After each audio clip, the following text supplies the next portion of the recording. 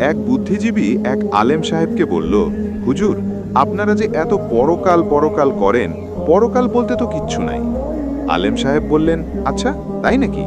বুদ্ধিজীবী বলল, হ্যাঁ। তখন আলেম সাহেব বললেন, আচ্ছা আমি যদি এখন বলি আপনার ব্লাড ক্যান্সার হয়েছে, আপনি কি বিশ্বাস করবেন? তখন বুদ্ধিজীবী বলল, আমারে কি পাগলে কামড়াইছে নাকি এই ফালতু কথা বিশ্বাস করব? তখন আলেম সাহেব বললেন, যদি এই কথাটা কোনো বিশেষজ্ঞ ডাক্তার অত্যাধুনিক যন্ত্রের সাহায্যে চেক আপ করে আপনাকে বলে, তখন কি আপনি বিশ্বাস করবেন? বুদ্ধিজীবী বলল, অবশ্যই বিশ্বাস করব। তখন আলেম সাহেব বললেন, আপনি ডাক্তারের কথা বিশ্বাস করবেন কারণ সে শরীরের বিশেষজ্ঞ, মানুষের দেহ সম্পর্কে সে ভালো জানে। তাহলে আলেমদের কথা বিশ্বাস করেন না কেন? তারাও তো আসমানি কিতাবের বিশেষজ্ঞ। কুরআন হাদিসের মাধ্যমে তারা পরীক্ষা করে বলেন যে পরকাল আছে, মৃত্যুর পরে আরেকটা জীবন আছে, জান্নাত আছে, জাহান্নাম আছে।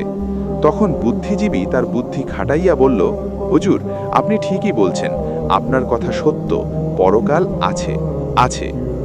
এরকম ইসলামিক ভিডিও আরও দেখতে চান তাহলে এক্ষুনি জাহিদ খান ইউটিউব চ্যানেলটি সাবস্ক্রাইব করে পাশে থাকুন।